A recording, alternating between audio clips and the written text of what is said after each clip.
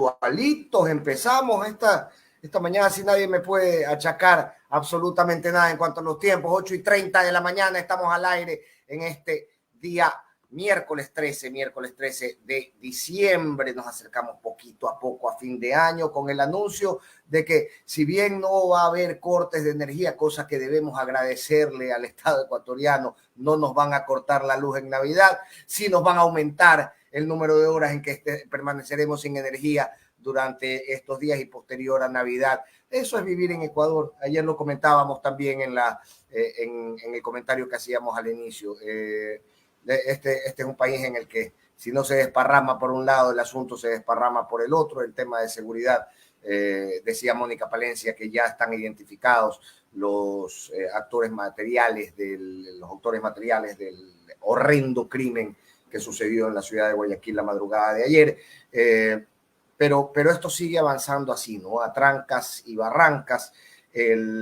La situación del juicio político de Santos Alvite también se cayó. Responsable, si se puede. Responsable que se hace el tonto. Responsable que dice, bueno, yo no leí, yo no sé, yo no supe, yo, la verdad, y que la consecuencia de su displicencia termina por costarnos a nosotros, no solamente en calidad de vida, sino también en dinero, lo que le cuesta al Estado ecuatoriano los apagones. Ya lo conversaremos con nuestro invitado. Nuestro invitado de hoy es Andrés Arauz. Yo no quiero hacer mucha introducción porque realmente quisiera conversar con Andrés, no converso hace tiempo con él, así que lo voy a poner en pantalla de forma inmediata para saludarlo y ahí está Andrés Arauz. Qué gusto verte, Andrés, a los tiempos. Saludos, Fernando, ¿cómo estás? Un placer conversar contigo a los tiempos, en efecto. Y bueno, ahora con estas novedades que tenemos en el país.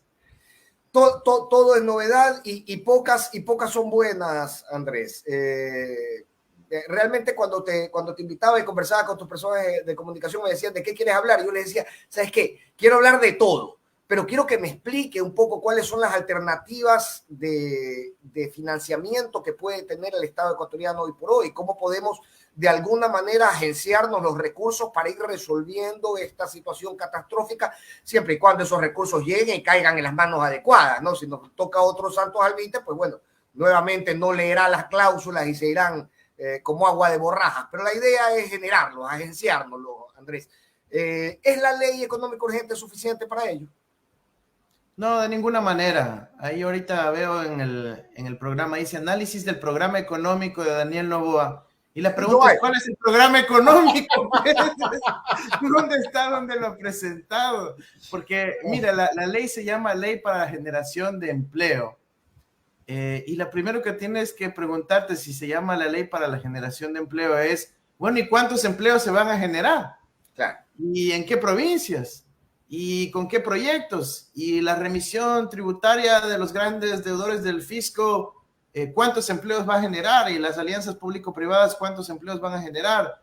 Y las zonas francas, ¿cuántos empleos van a generar? ¿En qué industrias? Y no vemos nada de eso, ¿no? No hay ni una meta cuantitativa, pero sí sabemos cuántos millones se van a perdonar a los grandes evasores. Eso sí está cuantificado al centavo. Sí sabemos cuántos años se van a exonerar de impuestos quienes quieran aprovecharse de una zona franca, hasta para dentistas. Entonces, realmente yo creo que no hay un programa económico, Fernando, esa es la conclusión. Hay medidas puntuales para beneficiar a ciertos sectores afines, cercanos a los grupos que rodean a la candidatura y ahora a la presidencia del señor Noboa, pero no hay un programa económico como tal. Ahora, alternativas sí. Hay un programa económico alternativo que lo presentamos en campaña junto con Luisa González, que significaba recuperar la economía del país con una tasa de crecimiento del 5% mínimo, que significaba reducir los problemas de financiamiento del Estado a partir del cobro de las deudas, no del perdón de las deudas tributarias, el cobro de las deudas tributarias, mejorando la coactiva, haciendo que un miembro del grupo económico pague las deudas de otro miembro del grupo económico, estableciendo la lista blanca del SRI para que puedan hacer trámites en el Estado, quienes sí tengan cumplidas sus... Pero la remisión de intereses no es un mecanismo que es comúnmente utilizado para promover el pago de deudas atrasadas, Andrés.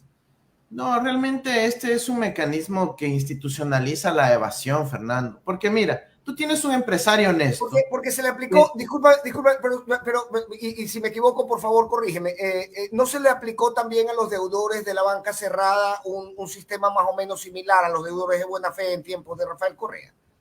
Sí, hubo reestructuraciones, ¿no? Hubo reestructuraciones que permitió que quienes eran deudores en efecto de buena fe puedan tener un plazo más largo, en algunos casos la reducción de los intereses, pero en todo caso institucionaliza un comportamiento inadecuado, que en economía lo llamamos el riesgo moral, y es que tú tienes un empresario honesto, que sí paga sus obligaciones mes a mes, se saque el aire de donde sea para pagarle al SRI, al IES, a sus trabajadores, ¿no es cierto? Cumple sus obligaciones.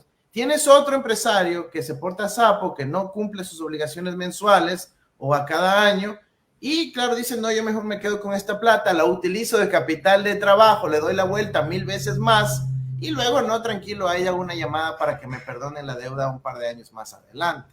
Entonces, ¿quién queda en desventaja ahí? El empresario honesto que se saca la madre. Entonces, estas medidas atentan contra la honestidad empresarial, rompen nuestro tejido productivo y premian al sabido.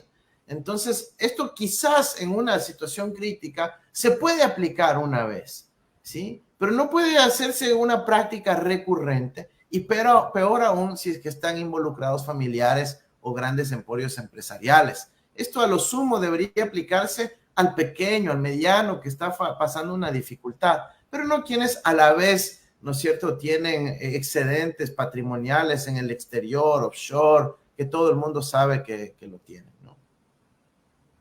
Oye, Andrés, Daniel Noboa se hizo fuerte a partir del debate de primera vuelta y hemos aquí analizado de sobra por qué sucedió esto, por qué llegó a ganar la elección, cuáles fueron los errores de la campaña también de la Revolución Ciudadana, etcétera, que no les permitieron acceder a la presidencia.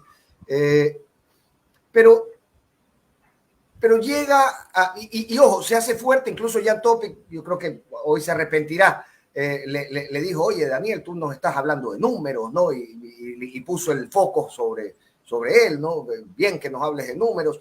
Y venía, digamos, expresando números que parecían dar cuenta de que tenía un equipo económico detrás. Es curioso que haya llegado, no haya nombrado ministro de Economía en todo el tiempo que transcurrió desde que ganó la elección hasta que se sentó.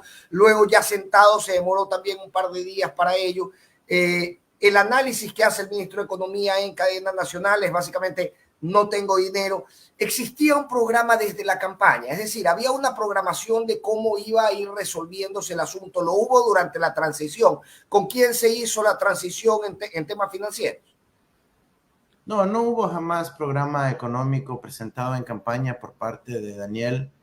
El ahora presidente mencionaba siempre medidas puntuales y específicas con relación a la mejora supuesta de la competitividad. Se quejó de los altos salarios de los ecuatorianos, habló de las necesidades de inversión en electricidad, pero también cometiendo errores, ¿no? Por ejemplo, decía que lo que había que invertir era en transmisión, cuando el problema siempre fue generación, al punto que ahora los apagones es por falta de generación. Entonces, yo creo que no había un planteamiento sólido ahí. Me parece que da un paso en falso cuando a la primera reunión de transición lleva a Alberto Dajic. Creo que eso luego lo corrige y digamos lo saca del equipo, pero sí nos manda una señal un poco confusa respecto a eso. Ahora, el ministro de Economía es alguien que no ha estado en el sector público, no sé, quizás está ahora aprendiendo la diferencia entre una partida presupuestaria y una asignación de caja, una preasignación, es decir, hay tanto lenguaje especializado en esa nota que si no manejas bien la burocracia interna de los ministerios, te come, hermano, te come. O sea, la tecnocracia te pone truquitos, te lanza luces por allá y te asustas de la gestión. Y me parece que esa primera cadena nacional demuestra una falta de experiencia, porque significa que no lograste domar al potro, sino que el potro se te fue encima. Y entonces, claro, y que llegaste recién a ensillarlo cuando ya estabas posesionado, ¿no?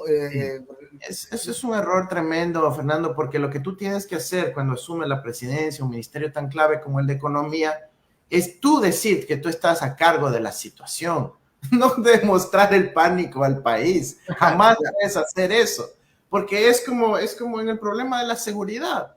Tú no puedes decir, verán que no tengo seguro aquí, me dañó la cámara. Y, oye, estás invitando al desastre. Y en el Claro, mundo, o si me vas a dar un diagnóstico, dame también una solución, una alternativa que vas a empezar a ejecutar de forma inmediata, ¿no? Porque además es hay como que que el ministro del hacer. Interior, como bien dices, es como que el ministro del Interior se para a decir, señores, nos están matando. Y ese es el mensaje. No puede ser eso. Tienes que mostrar dominio sobre la situación.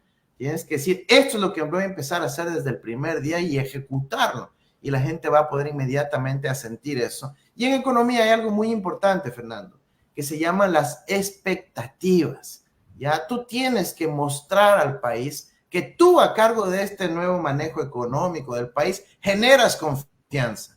Si tú sales diciendo, chuta, verán que estamos recontra pobres, no hay plata para nada, no podemos hacer nada, y ya estoy de las manos atadas, ¿qué va a hacer un inversionista extranjero o alguien que tiene capitales? Uy, hermano, allá en Ecuador están en soletas.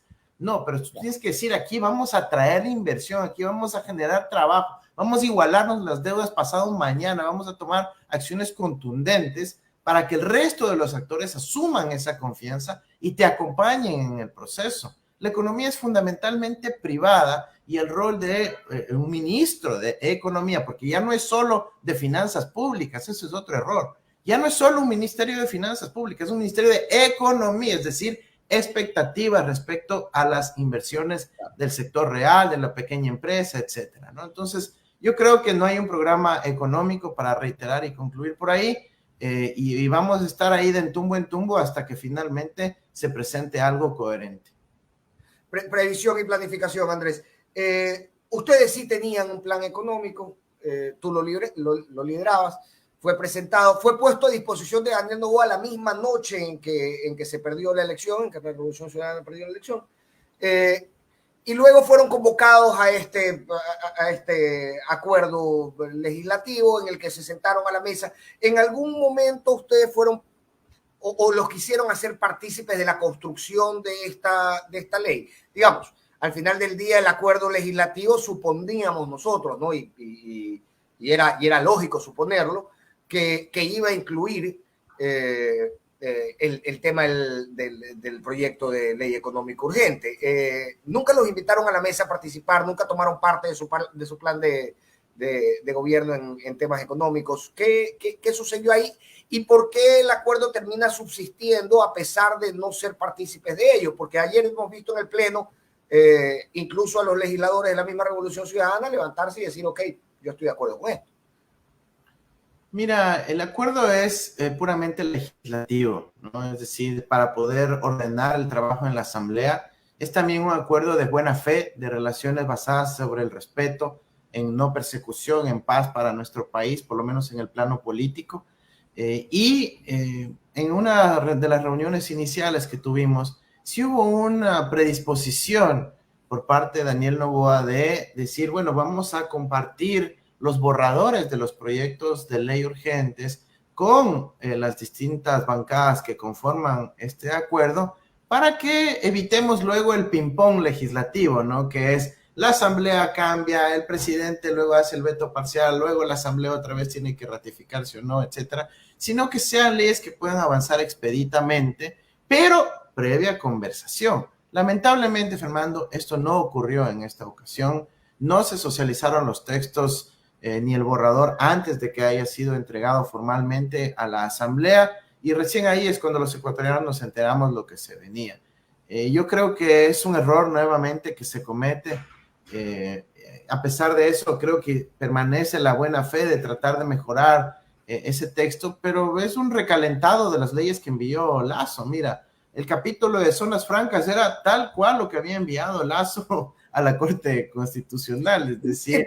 Explícame un poquito eso. Yo sí quiero que me lo aterricen. Okay. Yo, digamos, en este tipo de temas conozco poco, yo soy abogado y realmente conozco, digamos, el marco, pero quisiera aterrizarlo a la utilidad que podrían tener en el día a día de la gente, en la calle, en el ingreso y la capacidad de de sentirnos cómodos económicamente el tema de las zonas francas, Andrés? ¿Cuánto nos deja? Primero que no nos dicen, ¿no? O sea, yo te digo, la pregunta es, ley de generación de empleo, ¿cuántos empleos va a generar las zonas francas? No dicen. No dicen cuántas zonas francas se van a crear ni en qué partes del país. No dicen. Al contrario, el proyecto de ley original dice que se pueden declarar en cualquier parte del país, incluso dentro de un inmueble, un despacho de un dentista. Si mañana se declara que ese es un despacho de zona franca, se lo puede declarar como tal. Entonces es una cosa bien, bien, bien loca, bien... ¿Bajo qué requisitos, Andrés? Yo eso no lo chequeé. ¿Bajo qué requisitos? Mira, el artículo 38 establece que se pueden declarar zonas francas unipersonales o uniempresariales. Eso nunca había visto yo en mi vida. Una zona franca generalmente es un parque. Un inmueble donde yo establezco mi compañía y lo declaro con zona franca y tengo bodega ahí, digamos. Sí, pero imagínate, pero una zona franca generalmente es casi una ciudad, es una zona delimitada en donde se dice, aquí vamos a traer la inversión porque aquí hay electricidad, vías, agua potable, está cerca de un puerto, qué sé yo. Es una planificación previa a la que se debe exigir cuando se constituye una zona franca. Y bueno, en efecto, la ley sí ha mejorado, debo reconocer que gracias a los aportes en particular de mi compañera Katiuska Miranda, que es arquitecta, fue ministra de Desarrollo Urbano, fue subsecretaria de Planificación de Semplades durante muchísimos años, logramos mejorar esa parte para que por lo menos haya un requisito de planificación territorial previa para las zonas francas y que se establezcan sobre la base de las necesidades estratégicas del país. Pero todavía el gobierno no nos dice en dónde quieren esas zonas francas. Una cosa sería, por ejemplo, es decir, vamos a crear una zona franca solo para atraer turismo. Entonces aquí vamos a crear una zona donde van a haber 5 o 6 resorts, ¿no es cierto?, de estos internacionales que no van a pagar impuestos, pero va a generar mucho turismo, etcétera. Eso no hemos escuchado del gobierno. Otra cosa sería, por ejemplo, decir, aquí vamos a generar una zona franca de soberanía energética, donde todo el que quiera generar electricidad para nuestro país también esté exonerado de impuestos y puede operar en esta cuenca de la Amazonía, en esta zona de por aquí, etcétera, y ahí podemos también tener previsibilidad de hacia dónde va el país. Pero nada de eso nos han dicho, Fernando. Solo nos han dicho cuántos años de exoneración de impuestos se vienen si es que se declara esa zona. Entonces, también es lo que más alarmas ha causado, ¿no? ¿Perdón? También es lo que más alarmas ha causado por el contexto general de la familia del presidente. Mira, hay la parte de zonas francas que es exoneraciones hacia el futuro. Que yo te digo como economista, pues puede ser razonable decir si es que viene una mega inversión, le demos chance hasta que se madure esa inversión sin que tenga que pagar impuestos, porque creas algo nuevo, porque creas algo diferente, algo que no existe hoy. Pero si es que es perdonar a lo que ya ha venido operando durante décadas, yo no le veo mucho sentido a eso, porque ahí simplemente estás premiando el comportamiento de la sapería del sabido, ¿no? Que es nuestro deporte nacional, pasarnos de vivos. Ayer decíamos que hacernos los dos ocus también es nuestro deporte nacional, viendo las declaraciones del ministro de Salud. ¿Las viste? Sí, qué terrible eso, ¿no? Me porté sapo, le golé al sistema, a la justicia. Es increíble, es el reconocimiento y frente a su comunidad de profesionales, ¿no?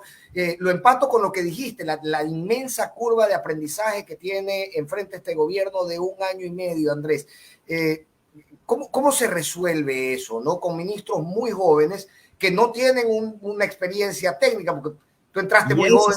Ese es el detalle, Fernando, porque está bien ser jóvenes, que bien, pero tienen que ser jóvenes con experiencia, con formación, con conocimiento, como los tuvimos y los tenemos para predisposición de nuestro país a partir de febrero del 25. Y bueno, ¿por dónde se empieza, Andrés? Porque, a ver, lo que recibe Daniel Noboa, o que hubieran recibido ustedes de ganar la elección, es básicamente un país, como bien decías, en soletas, donde no funciona nada en seguridad, no funciona nada en salud, la educación se está derrumbando, y de nuevo, con el ánimo venido a menos, con el ánimo por los suelos, con salir de la calle, salir a la calle a jugarse la vida. En ese escenario, sí, está bien, tienes que agenciarte recursos, pero ¿por dónde se empieza? ¿Por dónde se empieza a resanar las grietas de una sociedad que se está desmoronando?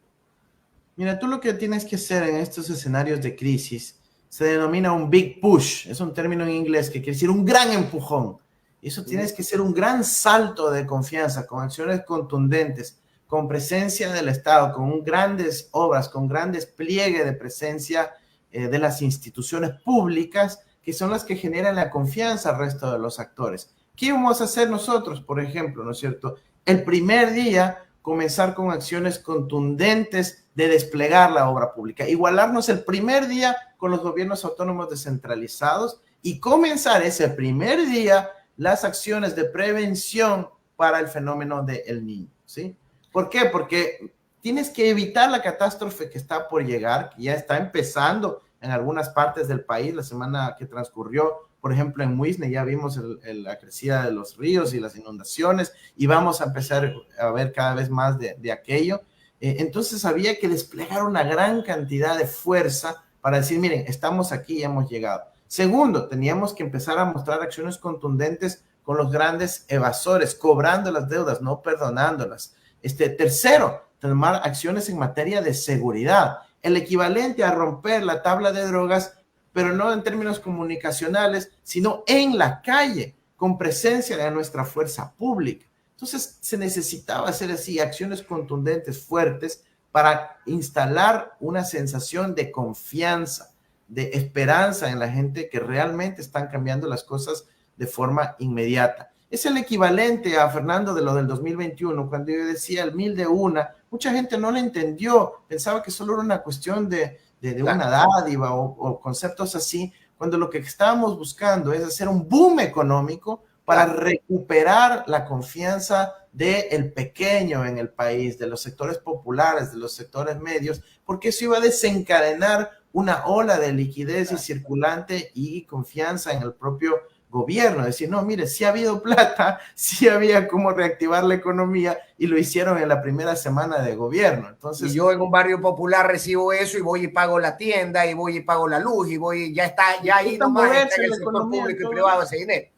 Correcto, correcto. Entonces, ese tipo de acciones son las que necesita nuestro país desesperadamente para que la gente pueda tener algo de esperanza. Lo de ayer, lo de el Guasmo Sur, el asesinato a los niños, es tan indignante que la gente nuevamente otra vez anda cabizbaja. Fernando dice, chuta, teníamos esta sensación de leve esperanza, de darle beneficio de la duda, y vemos que el problema está mucho más arraigado y que no se están viendo soluciones. Oye, ni siquiera un plan de solución. Claro, y ahí iba, ¿no? Mencionabas el tema de la tabla de la droga, muy valioso para TikTok, supongo, pero al final del día en aterrizaje todavía está en el pendiente. Y yo quería preguntarte qué tiempo de gracia le queda todavía. Diciembre es un mes aguado, realmente supongo yo que encontrará algo de oxígeno para su trabajo hasta fin de año. Pero ¿qué tiempo le queda para este crédito que obtiene de este histrionismo, si se puede, en ciertas materias? Eventualmente va a empezar a recibir las mismas críticas que Lasso, porque al final del día no se ve una transformación que podamos sentir en el día a día las personas en el país. Sí, esa es una buena pregunta, Fernando. Yo no me atrevo a ponerle una fecha de corte, pero si tratamos de anticiparnos a los hechos que se vienen, tenemos supuestamente una consulta popular. Para este punto ya debió haberse enviado el texto de las preguntas al Consejo Electoral, a la Corte Constitucional, si es que querían alcanzar para que en abril se lleve a cabo esa consulta.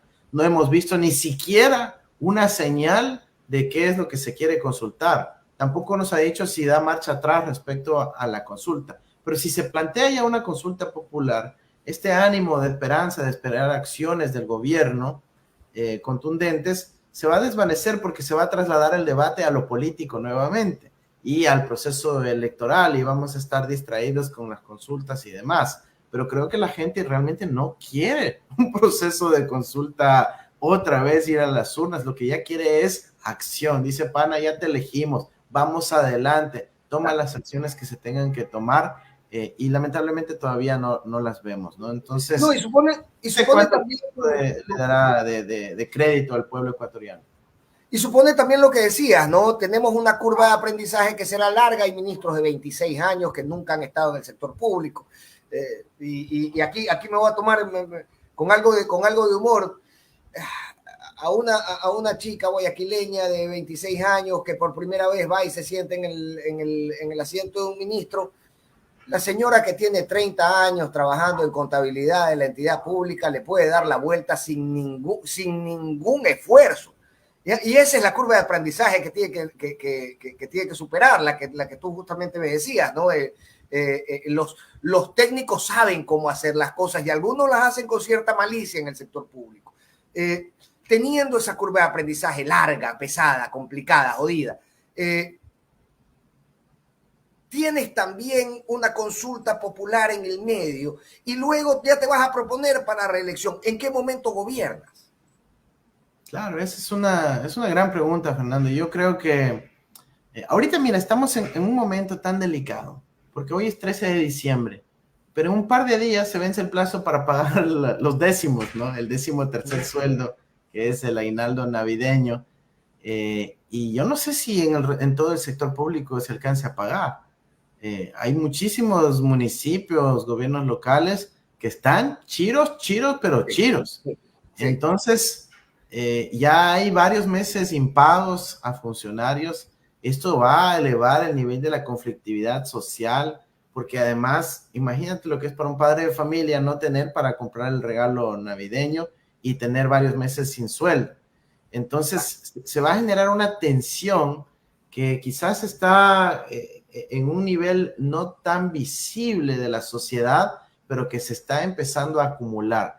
Ojo con eso, Fernando. Yo le recomiendo al presidente que tome un préstamo del Banco Central, como saben decir en las leyes, por esta única vez, por lo menos, y que se iguale con todo el mundo, ¿sí? Se iguale con proveedores pequeños, con universidades, con gobiernos locales, etcétera, porque hay que también privilegiar a los actores domésticos internos del país, no solo la deuda externa, sino igualarse dentro del Ecuador. Y me quedo solo con un problema, sea político, financiero, lo que tú quieras, que es con el Banco Central. Pero ya me igualo con todo el mundo, pues. Y eso, como te digo, Fernando, pues sí puede generar una ola de confianza, decir, no, ya, chutalazo, me estaba debiendo 2 años, el otro me estaba debiendo tanto tiempo, ya ahorita estamos saliendo al paso y con eso se genera liquidez y circulante en la economía y puede dar una luz de esperanza que le dé unos cuantos meses más. No sé si el presidente quiera acatar esta recomendación que la hago de total buena fe por el bien de nuestra patria. Oye, Andrés, pero no es muy grande ya el hueco, la deuda con el IES, con el Banco Central, es decir, ya el acceso a crédito interno se le va achicando al gobierno nacional, a cualquiera que sea quien sea el titular del gobierno. Es que eso es lo que te digo, si la deuda ya existe, pero ahorita está dispersa en 200 municipios, 800 juntas parroquiales, 23 prefecturas, miles de proveedores del Estado, oye, consolida pues. Todo el mundo sabe eso. Si tú tienes 8 tarjetas de crédito, oye, consolida la deuda, la reprogramas y vamos resolviendo eso, pero ya no tienes que lidiar con 8 trámites distintos, con 20 grupos que te vienen a golpear la puerta, con gente que se está movilizando en cada provincia, en cada cantón, sino que resuelves todo esto, lo que es la economía real, ¿no es cierto? La gente común, la vida real, y te quedas con un problema financiero que es entre burócratas y lo van resolviendo en una hojita Excel. Sí, entonces hay que manejar esto tanto con criterio económico, social y también político. Oye, y no se habla de infraestructura, ¿no? Ahora que lo mencionabas al inicio, no se habla de inversión pública. Yo creo que tal vez lo único que se ha dicho en materia de inversión pública es el tema de la barcaza, que, digamos, viene de otro lado, no emplea a ciudadanos ecuatorianos. ¿Tú has escuchado algo? Entre los entresijos de la política, ¿se sabe dónde va a estar direccionada la inversión pública de este gobierno? Bueno, lo que hemos visto es más bien la disputa alrededor del quinto puente, que se plantea que sea una alianza público-privada, no una inversión pública directa, es decir, que lo construya un privado, que exista un peaje y que el Estado subsidie una parte de ese peaje.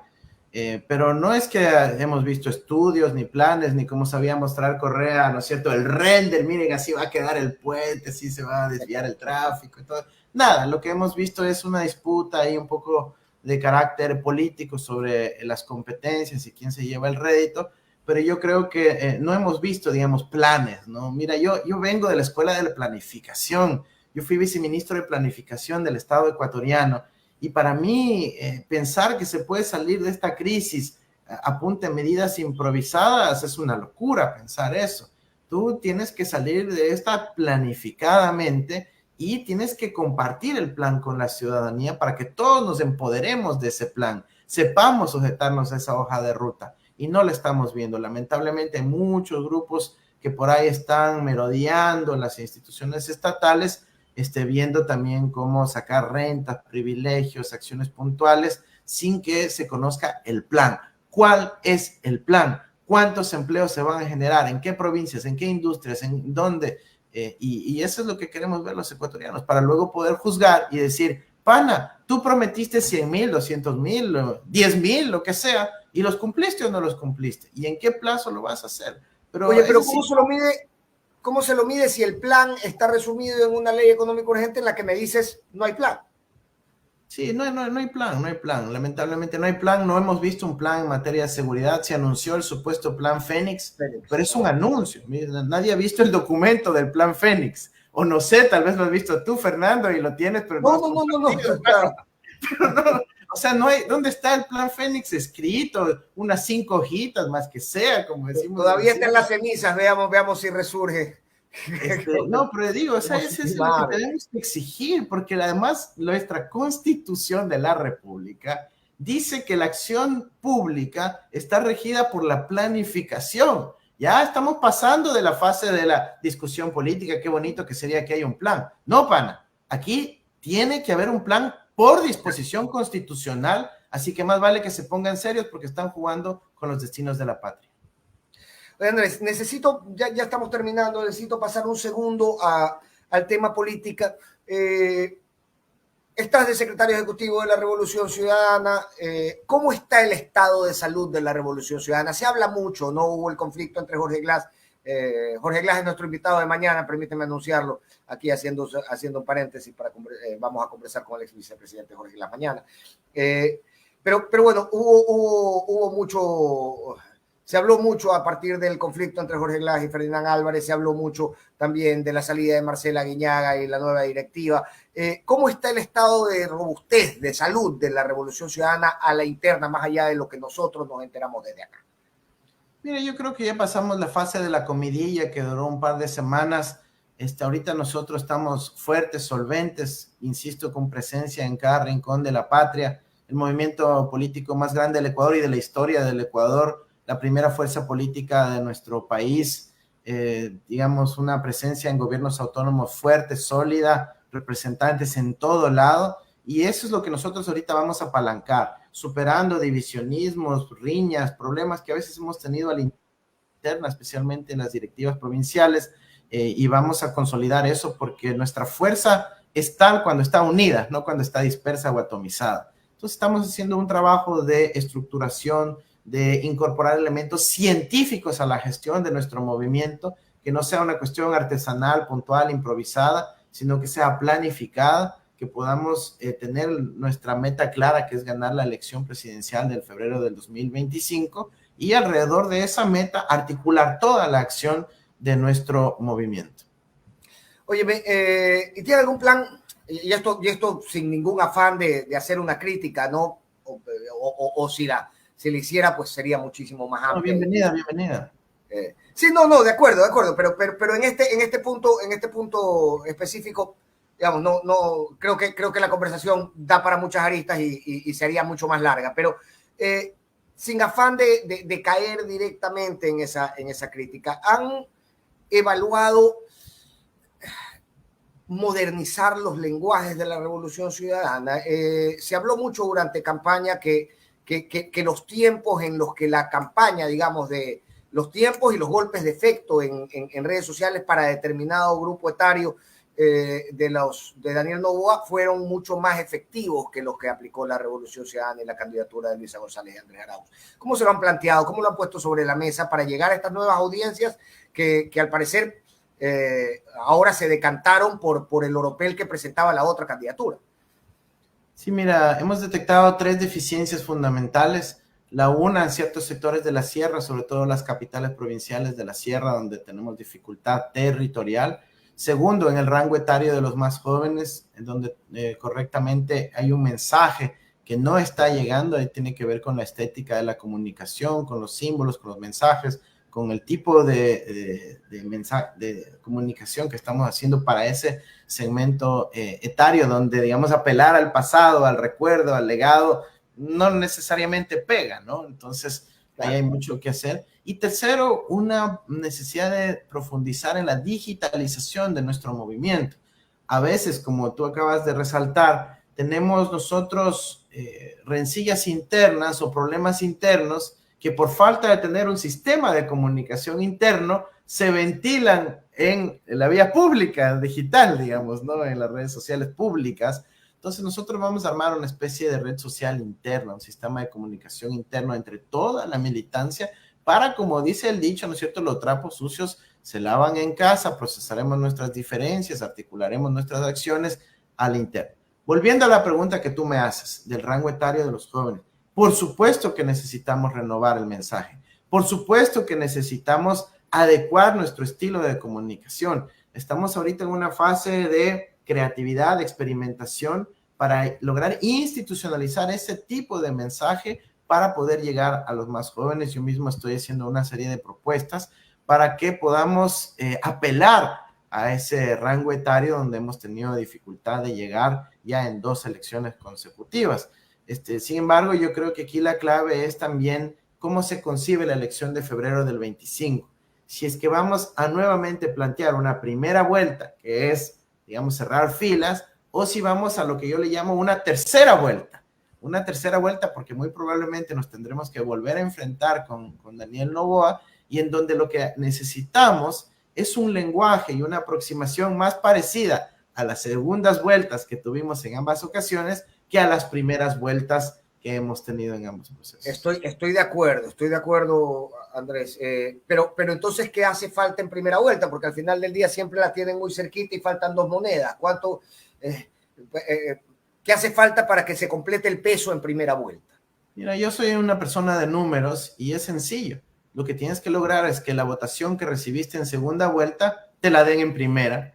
Entonces tienes que apelar. Suena súper lógico. Pero... Súper fácil. Entonces eso significa que tu prioridad de comunicación, de campaña, de esfuerzos, de asignación de recursos, etcétera, tienen que estar en los que no te apoyaron en primera, pero sí en segunda, que todos sabemos más o menos cómo es su perfil, en qué lugares están, y la data nos designa específicamente dónde están esos votantes. Entonces es ahí donde debe concentrarse el esfuerzo, y como es obvio, son más el rango del voto blando, de la gente un poco más indecisa, no es la militancia dura, tampoco es los antis, es ese segmento en el medio que sí estuvo dispuesto a votar por nosotros en segunda, pero no en primera, tanto en la elección del 21 como en la elección del 23, y es allá donde debe orientarse a mensaje, la estética, las guías y demás. Esto sin perder nuestra esencia y principios, porque no podemos descuidar también nuestra base, que es nuestro voto duro.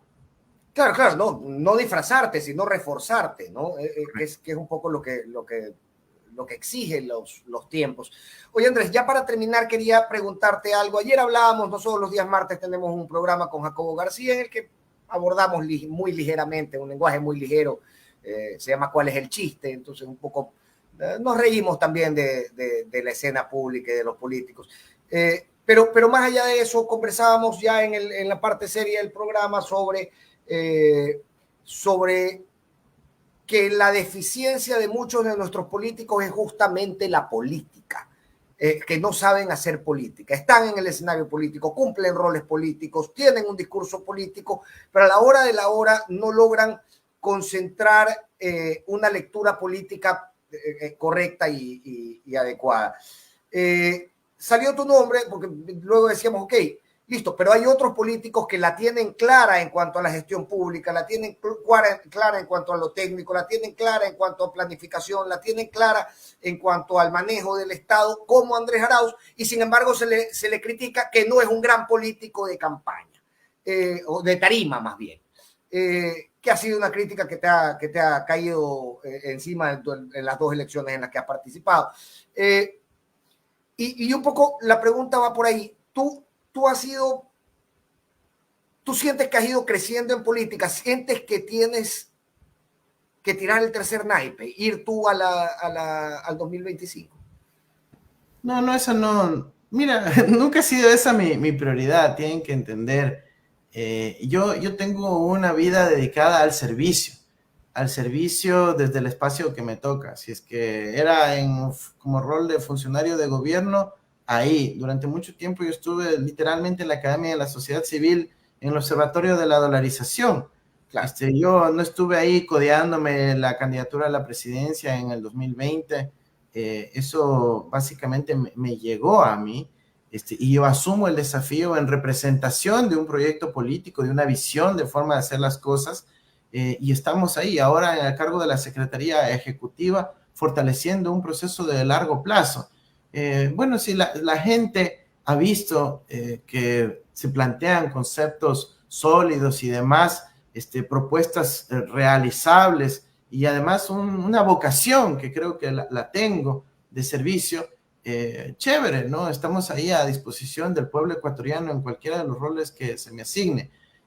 Pero yo lo dije alguna vez en una entrevista, quizás lo mío, lo fuerte, no hubiese sido ser un gran candidato, pero sí un gran presidente, y creo que el país lo sabe, y creo que nuestras bases lo saben, y creo que en el mundo hay ese reconocimiento también. Y si es que algunos piensan que haber sacado 33% en primera vuelta, 48% en segunda vuelta, con semejante terrible candidatura supuestamente, entonces, no sé, pues que vayan a felicitar a los que sacaron 12 o 15% o 4% como Yaco, que seguramente es un genio de la política, ¿no? Entonces, creo que hay que vincular ambas cosas, hay que ponerle las cifras, los datos sobre el tapete y seguir contribuyendo, ¿no? Construyendo, armando un proceso colectivo. Pero has crecido en tarima y eres un poco el naipe seguro de la Revolución Ciudadana, ¿no? Y tienes 2 elecciones encima, vienes creciendo. Borja ganó en la tercera, Sixto ganó en la tercera, ¿quién más? Bucaram ganó en la tercera. ¿Te lo planteas? Sí, Alvarito nunca ganó tampoco, ¿no? Simón. Bueno, pero bueno. No, mira, no, insisto, no es ahorita es el punto central.